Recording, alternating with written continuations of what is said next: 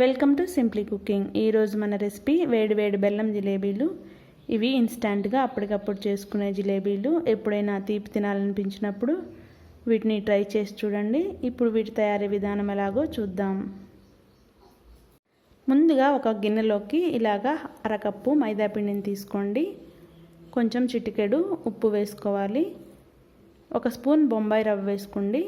బొంబాయి రవ్వ వేసుకోవడం వల్ల జిలేబీలు క్రిస్పీగా వస్తాయి. దీన్ని కొంచెం కొంచెం నీళ్లు పోసుకుంటూ పిండిని కలుపుకోవాలి. పిండి మరీ జారుగా ఉండకూడదు. పిండి కన్సిస్టెన్సీ సరిగా లేకపోతే జిలేబీలు రావు. కాబట్టి కొంచెం కొంచెం నీళ్లు పోసుకుంటూ పిండిని ఇలా కలుపుకోవాలి. పిండి మరీ జారుగా ఉండకూడదు, మరీ తిగ్గా ఉండకూడదు.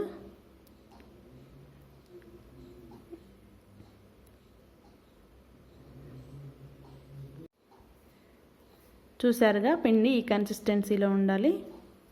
ఈ కన్సిస్టెన్సీలో పిండిని కలుపుకొని ఒక అరగంట పాటు మూత పెట్టుకొని పక్కన పెట్టుకోవాలి. ఇప్పుడు బెల్లం పాకం రెడీ చేసుకుందాం.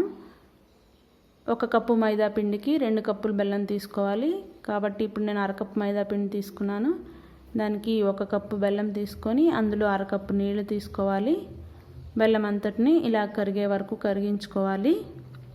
బెల్లం మరీ ఎక్కువగా పాకం రావాల్సిన అవసరం లేదు. జస్ట్ ఇలాగా వేళ్ళకి అతుక్కుంటే సరిపోతుంది. దీన్ని ఇలాగా బెల్లం అంతా కరిగినాక చెక్ చేసుకోండి. ఇదిగో ఇలాగ వేళ్ళకి స్టిక్ అయితే సరిపోతుంది. దీన్ని లో ఫ్లేమ్లో పెట్టుకొని ఉడికించుకోండి. ఇలాగా బెల్లం పాకం రెడీ చేసుకున్న తర్వాత దానిలో 1 టేబుల్ స్పూన్ నిమ్మరసం వేసుకోవాలి. నిమ్మరసం వేసుకోవడం వల్ల ఇది ఎక్కువసేపు గడ్డగట్టకుండా ఉంటుంది. నిమ్మరసం వేసుకొని అంతట్లో కలిసేలాగా బాగా కలుపుకోండి. నేను కొంచెం ఫుడ్ కలర్ వేస్తున్నాను. ఇది ఆప్షనల్, మీకు ఇష్టమైతే వేసుకోవచ్చు, లేకపోతే స్కిప్ చేసుకోవచ్చు. ఇలా దీన్ని కూడా మొత్తం కలిసేలాగా బాగా కలుపుకోండి. ఇప్పుడు ఫ్లేమ్ ఆఫ్ చేసి మూత పెట్టి పక్కన పెట్టుకుందాం.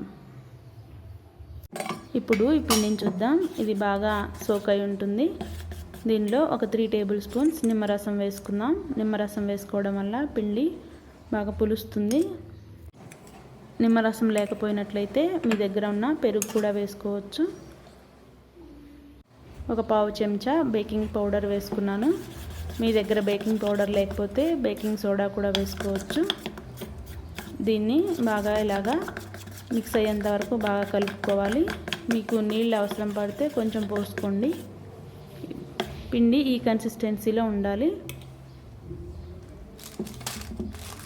ఇప్పుడు ఇలాగా ఒక ప్లాస్టిక్ కవర్ తీసుకోండి. మీ ఇంట్లో పాల కవర్ ఉంటే దాన్నైనా తీసుకోవచ్చు.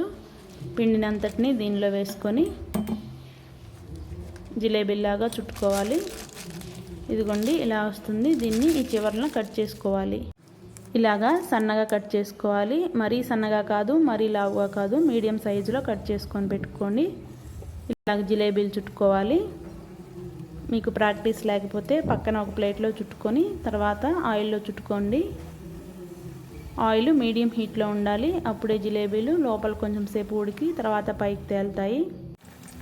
ఈ జిలేబీలన్నీ కూడా ఫస్ట్ ఒక సైడు బాగా ఉడికించుకోండి. ఉడకకుండా తిప్పొద్దు. బాగా ఉడికించుకున్న తర్వాత వేరే సైడ్కి తిప్పుకొని ఉడికించుకోవాలి. వీటిని కొంచెం గట్టిపడే వరకు ఉడికించుకోండి. అప్పుడే క్రిస్పీగా వస్తాయి. బెల్లం జ్యూస్ని బాగా పీల్చి క్రిస్పీగా ఉంటాయి, లోపల జ్యూసీగా ఉంటాయి. వీటన్నిటిని ఇలాగ తీసి వేడివేడిగానే ఆ గోరువెచ్చని పాకంలో వేసుకోవాలి. ఒక 40 to 50 సెకండ్స్ ఉంచి తర్వాత తీసేసుకోవచ్చు. ఇలా మిగిలిన పిండితో మొత్తం జిలేబీలు కూడా ఇలా చుట్టేసుకోండి.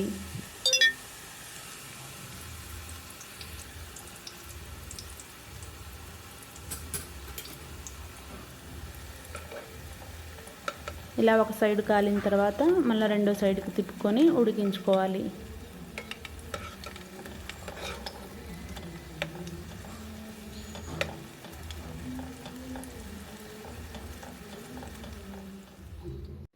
ఫార్టీ టు 50 సెకండ్స్ బెల్లం పాకంలోంచి తీసేయొచ్చు. ఈ వీడియో మీకు నచ్చినట్లయితే లైక్ చేయండి, మీ ఫ్రెండ్స్కి షేర్ చేసి సబ్స్క్రైబ్ చేయండి.